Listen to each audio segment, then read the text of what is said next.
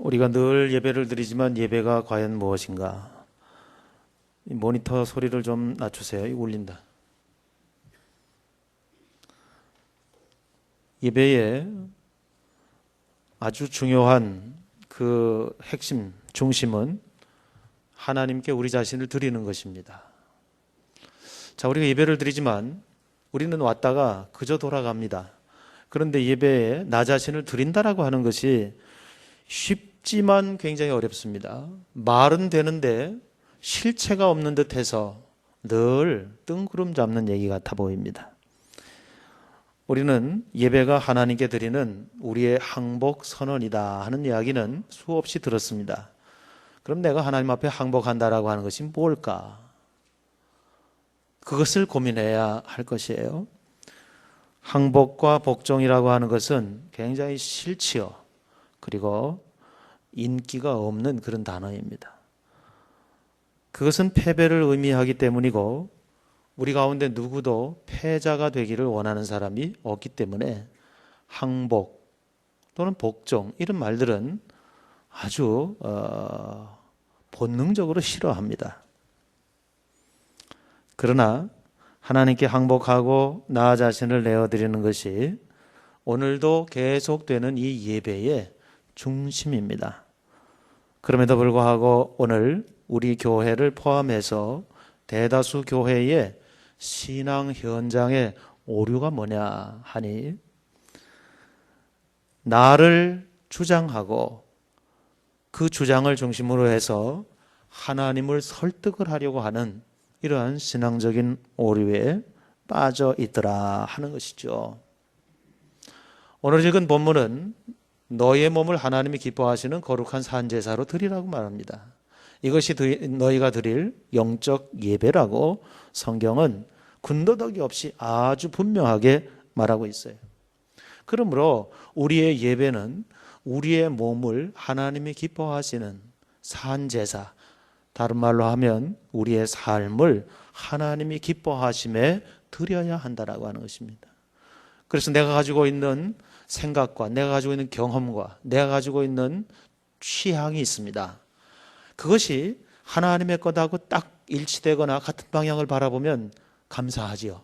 그러나 대부분 내 취향과 내 경험과 내 판단과 이런 것들이 하나님의 것과 항상 척을 두고 있어요. 방향이 반대예요.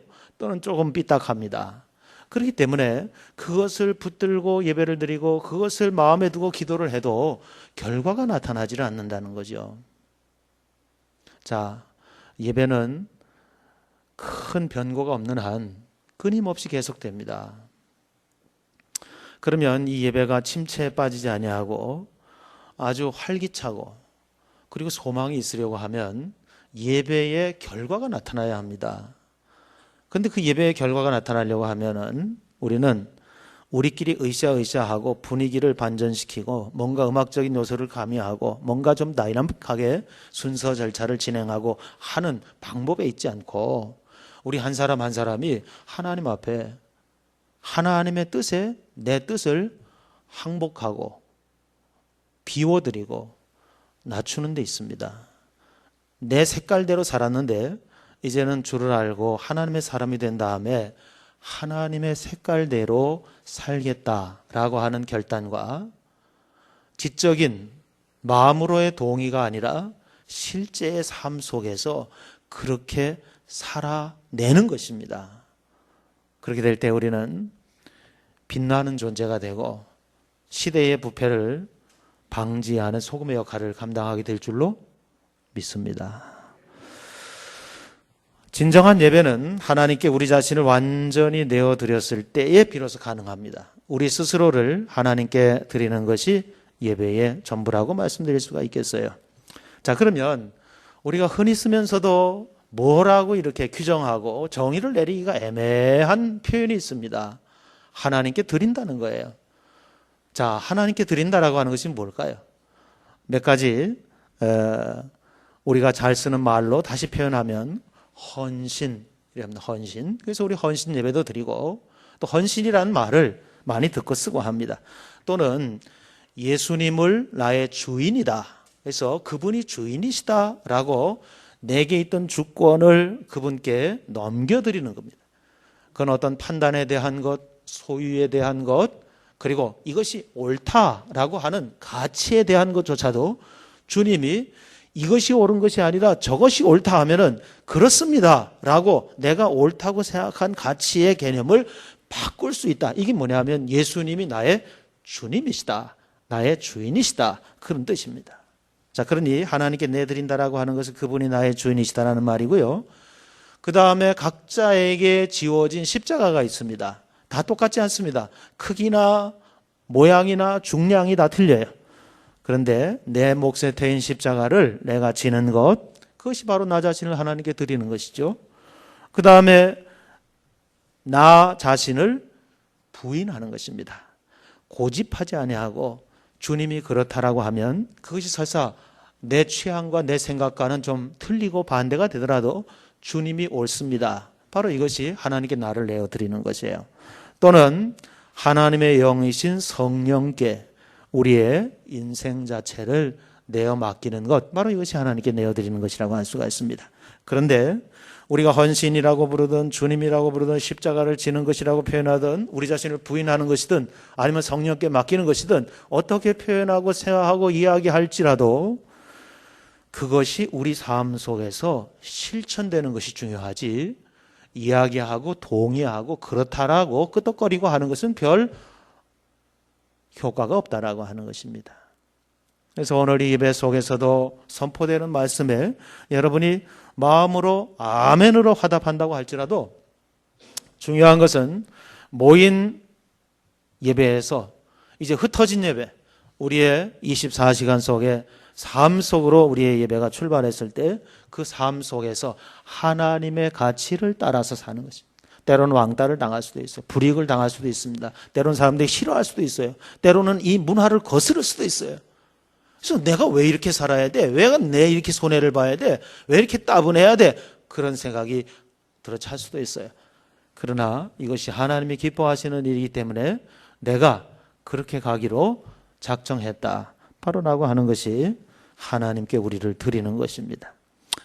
하나님은 우리의 고백을 원하시는 것이 아니라 그 고백 그 다음 고백에 따라오는 삶을 원하십니다. 그래서 신자에다가 우리는 또 접두어를 하나 갖다 붙여서 입신자라고 하는 말입니다. 입신자. 대단히 불쾌한 말이죠. 왜 신자면 다 신자고 성도면 다 성도인데 왜 입성도 입신자 이런 말이 들어요. 말로는 잘해요. 말로는 그럴듯하게 고백하고 말로는 뭐 아주 물 흐르듯이 그렇게 아주 잘합니다. 그런데 삶을 보면은 자기의 입으로 고백한 것이 삶 속에서 나타나고 집행되고 드러나는 것은 너무 희귀하거나 거의 없어요. 그러니까 자기도 힘들어요. 왜냐하면 우리를 성도로 보는데, 하나님 백성으로 보는데 하나님 백성다운 열매가 없잖아요. 없으니까 실체가 없는 거죠. 그러니까 나도 힘들고 하나님도 민망하고 우리를 바라보는 사람들도 비난과 비판밖에 할 게 없어요. 여러분, 우리가 하나님의 영광을 적극적으로 거스리지는 않지만 우리의 삶 속에서 태만하게 그냥 옛날처럼 그저 그렇게 살았던 것이 하나님의 영광을 가리우고 있다라고 하는 사실 앞에 여러분, 우리가 좀 심각하게 반성을 하고 이 가을을 설계할 수 있기를 바랍니다. 하나님께서는 당신을 질투하시는 하나님이라고 얘기했어요. 질투라고 하는 것은 여자가 질투하는 것도 그렇거니와 질투가 또 여성의 전유물은 아니죠. 남자들 질투는요, 여자들하고는 또 격이 틀려요. 한 방인데 아주 끝내줍니다. 그렇기 때문에 뭐 여성 남성 할 거 없이 이 질투 아주 이게 또 시작이 되면은 지저분하거든요. 눈살이 찌푸러져요. 근데 왜 주님은, 하나님은 당신을 우리들에게 얘기할 때 그 허구많은 단어 가운데 질투를 사용하셨을까요? 그것은 내가 너에게 올인하듯이 너도 내게 올인하기를 원한다는 거예요. 여러분, 90% 가면 구할 때 아닙니까? 구할 때 10번 하면 9번 일어나는 사건 아닙니까? 그런데 그거를 하나님 원하지 못하는, 그걸 참지 못하는 것이에요. 그걸 받아들일 수 없다는 거예요. 예. 여러분, 90% 자기 배우자에게 철저하게 잘해요. 그렇다고 해서 10% 바람 피는 걸 용인할 수 있습니까? 왜 그래? 내가 10번 가운데 9번은 내 당신한테 당신 생각하고 당신의 마음이 있잖아. 10%야. 10번 하면 한 번이라고. 그걸 가지고 그래. 여러분 그러면 그래? 90%야? 그렇구나. 그러면 그렇게 넘어가나요? 그렇게 되지 않죠. 그래서 할 수 없습니다. 10% 아니라 1%만이라도요. 얼굴에 4차선 나는 거죠. 그 받아들일 수 없는 거예요. 우리도 그런데 이 죄인들을 위해서 최선을 다하시고 하나님의 최선을 다하신 하나님께서 친히 자기의 이름을 질투하는 하나님이라고 말씀하실 정도로 하나님이 원하시는 것은 입으로 때우는 것이 아니라 우리 삶 속에서 하나님을 나타내고 드러내고 그렇게 집행하고 살기를 원하시는 줄로 믿습니다. 이렇게 우리는 예배를 통하여서 하나님 앞에 항복하는 것, 하나님께 우리 자신을 내어드리는 게 중요한데 이 완전한 항복을 방해하는 요소가 있어요. 첫 번째는 두려움입니다. 하나님이 우리를 얼마나 사랑하는지 알지 못하니까, 깨닫지 못하니까 두려워요. 여러분 사기꾼이 얼굴에 이마에 사기꾼이라고 써갖고 다니면 누가 사기 맞겠어요? 근데 누구보다도 진실하게 믿을만하게 믿음직스럽게 그렇게 다가가고 얘기하니까 덜컥 속아 넘어가는 거 아니겠습니까? 그래서 우리는 이런 게 두려워요. 그래서 하나님조차도 경계의 대상으로 삼고요. 그리고 이렇게 설교를 통해서 하나님께 우리가 우리 자신을 내어드리고 하나님께 우리 자신을 항복해야 된다라고 얘기하면 더 정신을 차리시고요. 귀신을 속여라 나를 속여 이러고 아주 더 정신무장을 하시는 분들이 있어요. 세상을 살 때는 그렇게 똑똑하게 살아야겠지요. 그러나 여러분 하나님 앞에서 하나님의 말씀 앞에서 하나님의 뜻 앞에서 하나님의 계획 앞에서 우리가 귀신을 속여라 나를 속여 그것은요 사실은 두려움 때문에 그래요. 무슨 두려움인가 하면 하나님을 잘 알지 못하니까 하나님을 바르게 신뢰할 수가 없어요. 여러분 제가 누구에게 비밀 얘기를 했다고 합시다. 그 말이 밝혀지고 드러나면 일파만파가 되는 얘기를 했다고 합시다. 아무한테나 얘기하겠어요? 지나가는 말로 얘기하겠어요? 적당히 아는 사람이라고 얘기하겠어요? 아니죠. 그 사람을 잘 알고 오래 경험하고 그리고 그 사람을 알면서 신뢰할 때에 내 속에 숨겨져 있던 비밀한 얘기를 끄집어내서 나눌 수 있게 되는 거예요. 여러분 우리가 하나님을 향하여서 이렇게 저벅저벅 담대하게 걸어가지 못하는 것은요 하나님 좋으시다는 얘기는 들었는데 아직 내가 잘 알지 못해요. 그러니까 그 하나님에게 내 삶을 전폭적으로 신뢰하지 못하는 거예요. 드릴 수가 없는 거예요. 예? 귀신을 속여라 나를 속여? 나는 아무에게도 안 속아. 나에게 그런 말 하지 마. 나는 나야. 나는 나대로 살 거야. 탁 담을 치고 예배에 나와도 하나님 말씀을 들어도 하나님 말씀을 읽어도 자기 생각과 주관을 놓치지 않으려고 아주 주체적으로 신앙생활하는 분들이 있어요. 잘하는 거 아닙니다. 하나님을 우리가 두려워하는 이유는 하나님이 나를 얼마나 사랑하는지를 몰라서 그렇거든요. 지난주에 나눈 말씀처럼 하나님을 잘 알 수 없으면 알지 못하면 그분을 신뢰할 수 없기 때문에 주의 발치 아래 앉았던 마리아 얘기 기억나시죠?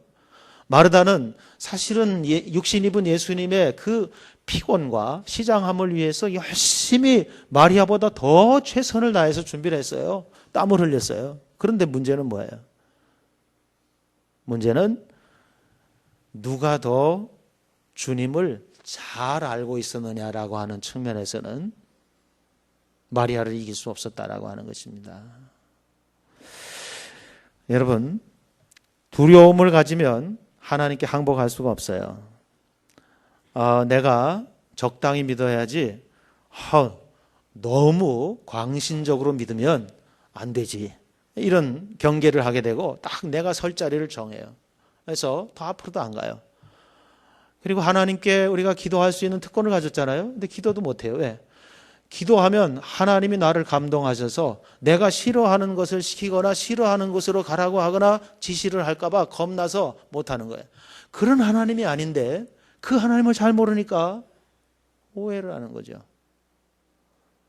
먼저 우리는 하나님을 잘 알며 그 하나님이 나를 얼마나 사랑했는지 그 사랑하심에 대해서 알아야 거기에 내 시간과 내 물질과 내 재능과 내 인생 전체가 다 가도 신뢰할 만하다. 그런 확신을 가지고 신앙생활을 할 수 있게 되어질 줄로 믿습니다. 우리가 상상하는 것 이상으로 하나님 우리를 사랑하시죠. 여러분, 하나님께서 우리를 말씀하시면서 개인적으로 하신다 그래서 개인적으로. 여러분, 목사가 이 교회에서 나는 존재감이 없어 이렇게 생각하고 있는데 목사가 여러분의 이름을 부르고 여러분의 자녀들의 이름을 꿰차고 늘 불러주면 어때요? 깜짝 놀라죠. 목사님 제 이름을 아세요? 어떻게 우리 아이들 이름도 다 아세요? 신기하네. 여러분, 목사가 내 이름을 기억해주고 내 자녀들의 이름을 기억해주고 내 자녀들이 지금 몇 학년쯤 됐는지 이것만 기억해줘도 감동이 밀물처럼 다가와요. 근데 하나님께서 머리털락 세시기까지 내가 너를 안다고, 내가 너를 기억한다고 말씀하실 때 이것은 우리 속에 있는 두려움을 내줄 수 있습니다. 의심을 내줄 수 있어요. 그 하나님과 내가 인격적으로 개인적으로 만나야 돼요. 그렇게 주님을 알아야 됩니다. 그 하나님이 나를 만들다가 보니까 더하게 더 만들었는데 그게 너야 이렇게 말씀하지 아니하시고 덤으로 만들다가 잘못 만들어가지고 개수를 잘못 맞춰가지고 안 나와야 될 텐데 네가 나왔다 그렇게 말씀하지 아니하시고 내가 너를 특별한 목적을 두고 내가 너를 빚어서 세상에 너 같은 남도 남 같은 너도 없는 원본 진품 단 하나 그렇게 내가 너를 만들었다. 그리고 너에게 네가 할 수 있는 목적과 계획을 두었다. 그것을 감당할 능력을 주셨어요. 은사지요. 그리고 그 하나님은 우리가 삐껴나갈 때에도 늘 기다리고 계세요. 그리고 우리에게 한 번의 기회가 아니라 제 사명을 위탁하는 그런 일들로 우리로 하여금 다시 서서 하나님의 일을 하도록 그렇게 하나님 우리를 부르셔요. 이 사랑이 두려움을 없애는데 하나님의 우리를 얼마나 사랑하신지를 알면 알수록 하나님 앞에 두 주머니 찰 일도 없어요. 그냥 완전히 다 내놓고 항복하고 아주 즐겁게 그리고 행복할 수 있다라고 하는 것입니다. 가장 극적인 사건은 하나님께서 아들 예수 그리스도를 희생하셨어요. 우리가 아직 죄인 되었을 때 그리스도께서 우리를 위하여 죽으심으로 하나님께서 우리에 대한 자기의 사랑을 확증했다 그랬어요. 여러분, 십자가를 지시며 양손에 못 박히시고 가슴을 벌려서 주님이 하신 가상칠언 가운데 성경에 기록되지 않은 건 바로 이것이라고 생각돼요. 내가 너를 이만큼 사랑한다. 너 없이 사느니 차라리 죽는 편이 낫겠다. 바로 그것이 십자가에서 양손에 못 박이시고 가슴을 열어주신 주님의, 성경에는 기록되지 않았지만 주의 십자가를 바라보면서 우리가 얼마든지 읽어낼 수 있는 고백이에요. 너 없이 사느니 차라리 죽는 게 낫겠다. 그 큰 사랑으로 우리를 개인적으로 아시며 다가오신 것입니다. 여러분, 이 주님의 사랑에 대해서 여러분은 얼만큼 강렬하게 아주 원색적으로 그리고 주님이 나를 위해서 올인한 것처럼 나도 주를 위해서 얼마나 올인합니까? 우리는 얼마나 많이 계산하는지 몰라요. 얼마나 많이 손익을 따지는지 몰라요. 얼마나 많이 이 일로 인하여서 내가 돋보일 것인가 아니면 아무 이익 없이 나만 손해를 보고 대가를 치를 것인가 그래서 서야 될 위치를 정해요. 얼마나 피곤한지 몰라요. 여러분, 우리 속에 이 두려움이 있습니까? 하나님은 노예 감독이 아니세요. 거친 폭력으로 우리를 통제하시며 굴복시키는 분이 아니십니다. 하나님은 우리의 의지를 깨트리지 아니하시고 우리가 자원해서 순종하고 그리고 헌신할 수 있도록 지금도 기다리시면서 우리를 설득하고 계세요. 그 하나님의 사랑을 알아차릴 수 있기를 바랍니다. 그리고 그 사랑 때문에 내가 하나님을 신뢰할 수 있기를 바라고요. 그 신뢰 때문에 내 삶을 송두리째 주 앞에 살라드리고 그리고 주 앞에 올인할지라도 당당할 수 있는 그러한 행복한 사람, 하나님이 책임져 주시는 사람, 바로 그 사람 되어질 수 있기를 바라는 것입니다. 우리의 또 하나의 우리의 완전한 항복을 방해하는 태클은 교만입니다. 간단하게 말씀드리면 우리는 단순히 피조물이죠. 지음받은 사람입니다. 우리는 책임지는 자가 아니라고 하는 사실을 인정해야 하는데 이걸 인정하려 하지 않아요. 김일성 주체 사상은 싫어하면서도 우리 속에 내가 복음이 있어요. 그리고 정말 주체적이에요. 이거는 이북의 주체 사상보다 더한 것 같아요. 창세기 3장 5절의 기록을 보면은 뱀이 처음 사람들을 유혹할 때에 이것을 먹으면 너희 눈이 밝아져서 하나님과 같이 되겠다 그랬어요. 마시기가 막힌 것도 아니고 배가 부른 것도 아니고 이것을 먹으면 눈이 밝아져서 피조물인 너희가 누구와 같이 되겠다? 하나님과 같이 되겠다. 이것이 처음 범죄입니다. 처음 범죄 현장이에요. 이것은 내가 나를 통제하려고 하는 욕심 때문에 나온 배고픔을 면하기 위해서 먹을 실과들이 수도 없이 많은데 배고픔 때문이 아니에요. 맛있어 보이기 때문에 아닙니다. 눈이 밝아져 하나님과 같이 되겠다라고 하는 거죠. 오늘 우리가 신앙생활을 하고 예배를 드리며 하나님 앞에 나와 있지만 하나님 앞에 항복하지 못하는 이유가 뭘까요? 바로 이 교만입니다. 나를 내가 통제하겠다는 거야. 내가 나를 주장하고 살겠다는 것입니다. 자기 주도적으로 가겠다는 것입니다. 이건 빼앗기지 않겠다라고 하는 것입니다. 여러분, 우리의 삶은 싸움입니다. 우리는 이 싸움을 통하여서 하나님과 같은 존재가 되기를 원하지만 우리가 이길 수 있는 방법은 없어요. 우리는 하나님이 아닙니다. 절대로 그렇게도 될 수가 없습니다. 인간일 뿐입니다. 그래서 저는 여러 번 여러분에게 이 말씀을 같이 나눴어요. 이제 진동교회에서 하나님 놀이를 끝냅시다. 우리는 하나님이 아닙니다. 여러분, 너무나도 분명한 정말 웃음밖에 나오지 못하는 표현이지만 놀랍게도 우리의 신앙의 현장에 우리가 하나님이 되어서 하나님은 사용자인 나에 의해서 마치 요술램프에서 나온 지인이처럼 주인님 부르셨습니까? 무엇을 도와드릴까요? 지금은 먹고 살만하니까 저기 비켜있어. 내가 부르면 나타나. 여러분, 우리의 신앙의 현장에 우리가 기도하는데 기도도 자세히 뜯어보면은요, 정말 하나님의 뜻에 예수님처럼 내가 내 뜻을 가지고 있지만 내 뜻이 정말 괴로워서 이 고통을 벗어나고 싶어서 하나님 앞에 드리는 기도지만 그러나 그 기도의 말미에 나의 원대로 마옵시고 아버지의 뜻대로 하옵소서라고 하는 이 항복의 개념이 있는가? 아니라고 하는 거예요. 하나님께 명령합니다. 지분거립니다. 하나님 앞에 강짜 부립니다. 하나님 앞에 강청합니다. 하나님 이렇게 하십시오. 그리고 지시하고 명령하고 하나님은 준행해야 합니다. 그러니까 항상 기도 응답이 없어요. 너는 너대로 나는 나대로. 신앙의 현장에 항상 평행선을 그리고 있는 일이 더 많다라고 하는 것입니다. 여러분, 정말 우리가 우리 자신을 비웠습니까? 전 목사입니다. 겉으로 보면은 목사쯤 되면 그렇게 해야 되지 않나요? 그러나 제 삶 속에도 얼마나 많은 부분에 내가 주인이 돼서 아직도 내려오지 못한 하나님의 자리에 앉아서 하나님 노름과 하나님 놀이를 하고 있는지 몰라요.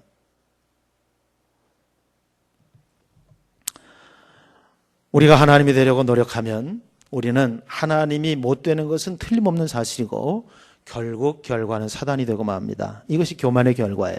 하나님이 되기 위해서 노력한 결과 사단이 되더라는 것이죠.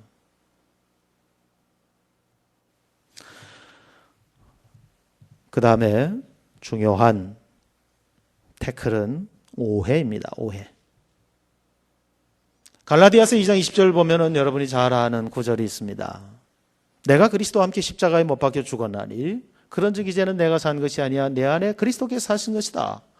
이제 내가 이렇게 육체 가운데 사는 것은 나를 사랑하사 나를 위하여 자기 몸을 버리신 하나님의 아들을 믿는 믿음 안에 산다 그랬습니다. 사도 바울이 내가 그리스도와 함께 십자가에 못 박혀 죽었다 그래요. 어떤 사람에겐 이 본문이 엄청 큰 은혜가 됩니다. 그런데 어떤 사람은 믿음의 길을 포기하고 세상 길로 나아가는 정말 견디기 힘든 도전이 되고 말아요. 아니, 내가 죽자고 예수 믿은 거야? 살자고 예수 믿은 거지? 자기를 못 버리는 것입니다. 내가 그리스도와 함께 십자가에 못 박혀 죽었다. 그건 네 소리고 난 그러고 싶지 않다. 이 도전 앞에서 이 도전 앞에서. 그냥 적당히 모른 척하고 신앙생활 하든지, 아니면 세상을 향하여서 떠나버리든지, 아니면 그 말씀 속에서 놀라운 은혜와 권능을 얻는 이런 다양한 반응이 왜 일어날까요? 그것은 바로 자기를 포기하지 못하기 때문에. 오늘 오해가 거기서 비롯되는 것입니다. 하나님 앞에 항복하는 것은 우리가 겁쟁이라서 그냥 짓밟혀도 어쩔 수 없이 그냥 가만히 있는 사람들의 모습을 표현한 말이 아닙니다. 항복이라고 하는 것은 이성적으로 생각하고 사고하는 것을 포기하는 것도 아닙니다. 항복이라고 하는 것은 우리가 하나님을 섬기는 로봇가 되는 것도 아닙니다. 항복이라고 하는 것은 우리의 성격도 억제하고, 그리고 꽉꽉 눌러서 튀어나오지 않게 그렇게 뭔가 뭉뚱그려서 저 속에 가두는, 바로 그것이 항복은 아닙니다. 여러분, 우리가 하나님 앞에 항복한다라고 하는 것은 하나님이 창조하실 때에 우리 각자 개성 있게 각자 은사를 주어서 하나님이 목적한 대로 우리 개개인을 사용하기를 원하시는데, 내가 그렇게 쓰임을 받기를 원합니다. 바로 이것이 항복입니다. 세상은 몇몇 가지 직업과 성공의 지표를 정해놓고 그리로 우리를 다 달려가도록 요구하고 있습니다. 거기서 벗어나거나 거기서 처지는 사람들은 실패자고, 그리고 상위 몇 프로를 따져서 성공한 사람들이라고 얘기합니다. 그들의 세상이 되어버렸습니다. 우리 예수 믿고 교회 나오지만 우리들도 그 대열 가운데 있다가 누구는 성공자가 되고 누구는 패배자가 되어서 그리고 교회에 모여 오게 되었습니다. 이러한 기준이 교회 안에 들어와서도 바뀌질 않아요. 그래서 우쭐한 사람은 계속 우쭐하고, 그렇지 못한 사람들은 그냥 처져서 우울감에 벗어날 수가 없는 걸 목사가 봅니다. 여러분, 하나님께서 우리에게 왜 항복하라 그래 말씀하시느냐 하면은, 내가 너를 위하여서 행복한 계획이 있다는 거예요. 그런데 왜 너희가 세상에 그 모든 그 기준들에 함몰되어 가지고 왜 이렇게 신음하느냐는 거예요. 왜 거기서 불행해하느냐는 거예요. 왜 거기서 우쭐대고 교만해하는 거냐는 거예요. 다시 말씀드리지만 세상은 1등과 꼴등을 말하지만 하나님께는 1등과 꼴등이 없습니다. 하나님께는 등수가 없습니다. 하나님께는 숫자가 없어요. 하나님께는 모두가 다 중요하고 모두가 다 소중합니다. 믿습니까? 이것이 받아들여져야 됩니다. 꼴찌를 위한 위로가 아닙니다. 꼴찌는 없었던 것이에요. 누군가 만들어서 우리를 세뇌시킨 것이고, 우리가 우리 마음을 홀딱하게 팔아먹은 것입니다. 다시 찾아올 수 있기를 바랍니다. 빼앗기면 안 됩니다. 하나님은 우리의 독특한 개성을 사용하기를 원하시는데, 이것을 이렇게 표현해 보죠. 하나님의 화원이 있어요. 그 화원에는 낮은 언덕도 있고 연못도 있습니다. 그 연못 사이를 가로지르는 다리도 있어요. 거기에 다양한 식물들이 제각기 정원사의 손길을 타고 아름답게 심겨져 있습니다. 꽃밭도 있고 잔디밭도 있습니다. 수초도 심겨져 있습니다. 여러분, 그 가운데 원색을 천연히 드러내는 튤립이 피었다고 해서 그 하나님의 정원 전체가 다 튤립일 필요는 없습니다. 노란색이 좋습니까? 빨간색이 좋습니까? 어떤 색이 좋다고 해서 그거 천지가 되면 안 됩니다. 하나님의 정원에는 그냥 사람들이 밟고 지나갈 뿐인데 잔디도 정말 파랗게 덮여 있어야 됩니다. 맨 땅을 드러낼 수는 없어요. 그렇다고 해서 화초만 있으면 안 되죠. 중간중간에 좀 이 정원의 그 무게를 잡을 수 있는 상징적인 나무들도 서 있어야 됩니다. 그것과 그것이 어울려 있어야 되는 것이에요. 여러분, 그 하나님의 정원은 큰 그림인데 그 전체 큰 그림을 위해서 나는 그 그림을 완성하기 위해서 내 자리에 그 조각, 그 퍼즐로 거기에 있어야 된다라고 하는 사실입니다. 그것이 하나님의 영광을 위한 것입니다. 주여, 나는 왜 여기 있어야 됩니까? 나는 저기 있고 싶습니다. 그렇게 자기주도적으로 고집을 부려서 될 일이 아니에요. 그림도 망치는 거고 자기도 불행한 것입니다. 거기 가서는 그림이 되어지질 않는 것이에요. 그런데 그거를 발견하지 못하는 거죠. 이해하시겠습니까? 가정 안에서도, 이 사회에서도, 교회 안에서도 마찬가지인데, 이 세상이 그 자리가 성공한 자리, 그 자리가 1등 자리, 그 자리가 부러워하는 자리, 이렇게 우리를 세뇌시켰기 때문에 전부 다 거기에 가려고 합니다. 그러나 여러분, 이제 주도권을 하나님께 넘기시고 하나님의 큰 그림을 생각해 보세요. 여러분, 내가 있어야 될 그 자리, 내가 있지 아니하면 그 하나님의 그림은 전체적으로 아무리 잘 그려졌어도 구멍난 그림 되고 맙니다. 미완성의 그림이 되고 맙니다. 그래서 하나님은 우리에게 항복을 요구하시는 거예요. 전체 행복을 위해서, 하나님의 정원의 아름다움을 위해서, 균형을 위해서 항복하기를 원하시는 것입니다. C.S. 루이스라고 하는 사람이 이런 얘기를 했어요. 우리가 하나님께 더 많이 항복할수록 우리는 더 진정한 우리가 된다. 왜냐하면 하나님이 우리를 만드셨기 때문이다. 그분은 처음부터 우리 모두를 다르게 창조하셨다. 내가 그리스도를 믿고 내 자신을 그분의 인격으로 채울 때 비로소 나는 진정한 내 인격을 가지기 시작한다. 곱씹어볼 말입니다. 우리가 하나님께 드리는 항복은 순종을 통하여서 표현될 것입니다. 베드로는 어부였습니다. 밤새 그물질을 했습니다. 깊은 곳에는 고기가 없음을 베드로는 어부로서 직감적으로 경험적으로 압니다. 주님 말씀하십니다. 깊은 데로 가서 그물을 내리라. 항변하고 싶었습니다. 밤새 고생했고 그리고 몸도 지쳤습니다. 그런데 누가복음 5장에 베드로의 말은 이렇습니다. 밤새도록 그물질을 했지만 고기를 잡지 못했습니다. 그러나 말씀에 의지하여 그물을 내리겠습니다 하고 깊은 데에 그물을 내립니다. 밤새 그 고기가 다 어디로 갔는지 내린 그물에 감당할 수 없을 만큼 고기가 차들어왔어요. 바로 우리가 항복한다라고 하는 것은 이렇게 순종을 통하여서 상상 이상의 일들이 일상 속에서 경험되는 것을 의미하는 줄로 믿습니다. 항복이라고 하는 것은 신뢰를 통해서 표현될 거예요. 아브라함은 갈 바를 알지 못하나 하나님의 인도하심을 따라서 본토 친척 아비집을 버리고 길을 떠났습니다.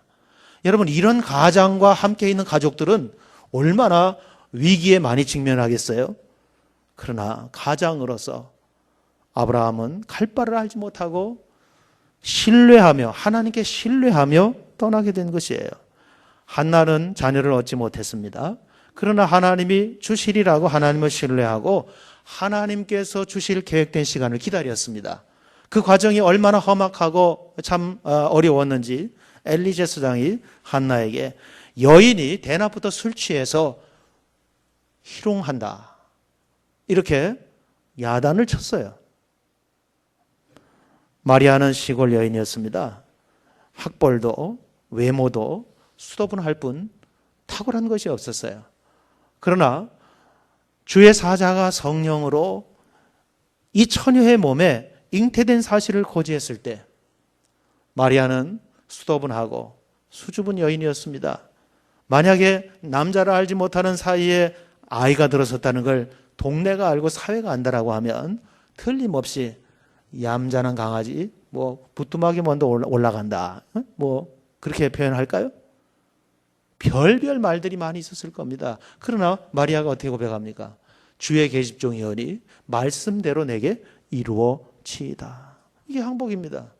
아니, 껌 좀 씻고 침 좀 뱉던 애들이 하나둘이 아닌데 나같이 조신하고 나같이 이렇게 다소곳이 처녀 시절을 지낸 왜 나에게 느닷없이 처녀가 잉태가 되느냐 말이야. 이건 아니다. 못하겠다. 좀 놀던 애들한테 가서 해라. 놀던 애들. 그래야 좀 얘기가 풀리는 거 아니에요? 동네에서도 그래 그렇게 놀더니 내가 알아봤어 이렇게 얘기하지 않겠어요? 근데 이 마리아는 어떻게 사람들이 비아냥되어 있어요? 아이고 저거 똥구녕으로 호박씨 간다. 이런 식으로 비아냥거리고 비웃고 그렇습니다. 요셉은 17세에 찬란한 꿈을 꿨지만 13년이 흐르도록 꿈과 반대로만 자기 인생이 진행됐어요. 그러나 그 거꾸로 가는 인생 속에서도 하나님께 요셉이 항복했어요. 어떻게 항복했어요? 하나님을 신뢰했어요. 모함을 받아도 옥에 갇혀도 하나님을 신뢰했어요. 그리고 하나님께서는 급기야 초고속 급행으로 요셉을 들어서 애굽의 총리 되신 자리에 옮겨 놓게 됐습니다. 바로 이것이 항복입니다. 항복은 이렇게 순종을 통해서 표현되고 항복은 이렇게 신뢰를 통해서 표현되는 것이죠. 그러므로 여러분 열심히 노력하고 열심히 일하기 전에 먼저 하나님을 알고 그 하나님을 철저히 알므로 그 하나님을 신뢰하는 것을 먼저 배울 수 있기를 바랍니다. 너의 길을 여호와께 맡기라. 저를 의지하면 저가 이루시고. 여러분 어떤 비난에 반응하지 마십시오. 스스로를 방어하기 위해서 서두르지 마십시오. 바로 그때 우리는 하나님께 맡긴 것이 됩니다. 그러나 미리 예측하고 반응하고 준비하고 내가 먼저 반박자 앞서 나갈 때 하나님께 맡긴 것이 되지 못합니다. 자기주도적으로 실패를 넘어서 또 실패를 작정하고 예정하는 것이라고 말할 수가 있겠어요. 예수님께서도 말씀드린 대로 겟세마네에서 기도하실 때 나의 원대로 마옵시고 아버지의 뜻대로 하옵소서. 진정한 항복은 아버지 두렵고 어렵고 도망하고 피하고 싶습니다. 그러나 만약 이 문제, 이 아픔, 혹 이 상황이 아버지의 목적과 영광을 위하여 필요하다면 내 원대로 마옵시고 아버지의 뜻대로 하옵소서. 바로 이것이 항복입니다. 이 정도의 성숙은 쉽지 않겠지요. 예수님도 피땀을 흘릴 정도로 고민하셨어요. 삶을 항복하며 내어드리는 것은 힘든 일입니다. 자기의 본성과 싸우는 치열한 전쟁이라고 말할 수가 있겠습니다. 오늘 설교 제목의 항복은 행복과 어떤 상관관계가 있는가? 우리가 항복하면 다 없는 것 같은데 나는 완전 손해보고 나는 완전히 털털 털리는 것 같은데 평화를 경험하게 됩니다. 하나님과 관계가 정상화되는 거죠. 자유를 경험하게 됩니다. 죄의 종에서 의의 종으로 우리 삶 속에서 하나님의 능력이 경험되기 시작합니다. 예수님의 권세가 내 권세가 되는 항복의 이런 경험들이 우리를 행복하게 하는 것이죠. 하나님은 행복한 사람을 사용하세요. 마리아를 선택하신 이유가 말씀드린 대로 재능과 부유함과 아름다움이 아니라 하나님 앞에 완전히 맡긴 자였다라고 하는 것이죠. 주의 계집종이 오니 말씀대로 내게 이루어질 것입니다. 하나님께 드린 삶을 하나님이 사용하시는 것보다 강력한 것은 이 세상에 없습니다. 다시요. 하나님께 드린 삶을 하나님이 사용하시는 것보다 강력한 것은 이 세상에 없어요.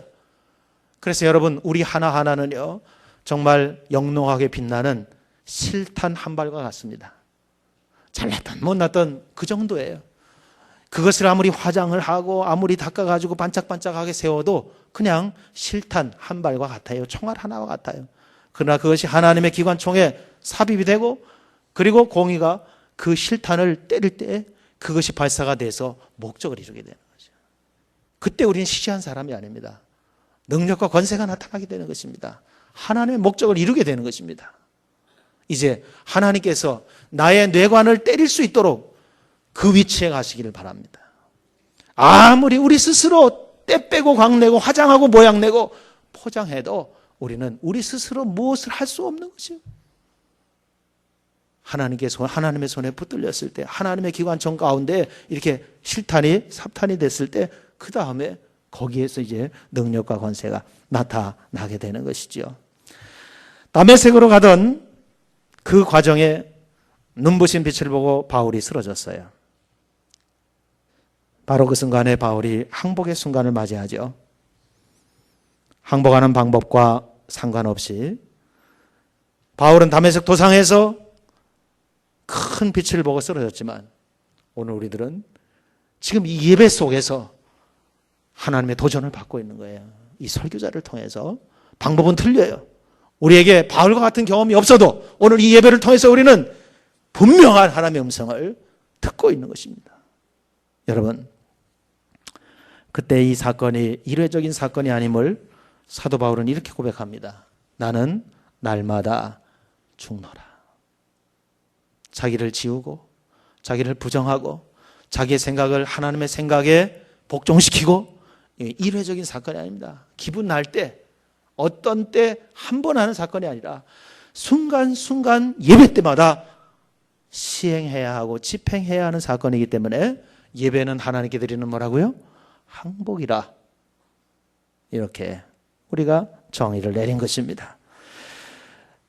항복한 삶을 우리가 결심할 때에 따르는 시험이 있음을 경고합니다. 첫째로, 때로는 불편합니다. 사람들이 좋아하지 않을 수 있습니다. 둘째로, 비용이 들 수가 있고 불가능해 보이는 일을 할 때도 있습니다. 셋째로, 하려고 마음먹은 것과는 정반대의 일을 해야만 하는 경우도 생깁니다. 빌 브라이트는 대학생 선교회, 우리 한국에도 있죠, CCC 선교회 창시자입니다. 1억 5천만이나 되는 사람을 그리스도에게로 돌아오게 했지요. 빌 브라이트에게 이렇게 묻습니다. 왜 하나님이 당신을 사용하십니까? 왜 하나님이 당신의 삶에 그렇게 큰 복을 주시나요? 물었을 때 그 빌 브라이트가 대답한 말입니다. 나는 젊었을 때 하나님과 계약을 맺었습니다. 나는 직접 계약서를 썼습니다. 그리고 그 밑에 서명을 했습니다. 계약의 내용은 이날부터 나는 예수 그리스도의 종이다, 노예다 했었다는 것입니다. 바로 이것이 항복입니다. 사랑하는 여러분, 무엇이 여러분을 두렵게 합니까? 무엇 때문에 오해로 비롯된 머뭇거림이 우리에게 있습니까? 이제 정말 안전하게 그리고 행복하게 항복하는 하나님의 사람들로 승리할 수 있기를 축복합니다. 기도합시다. 아버지 하나님, 하나님과의 관계가 삐뚤어졌습니다. 정상화를 통하여서 평화를 경험하기 원합니다. 하나님, 항복하지 아니함으로 자기주도적인 삶에 우리가 여전히 죄의 종으로 신음합니다. 이제 항복함을 통하여서 의의 종으로 자유를 경험케 도와주옵소서. 하나님, 수없이 예배를 드리지만 예배 가운데 항복이 부재하거나 희소했으므로 예수님의 권세가 내 권세가 되지 못했음을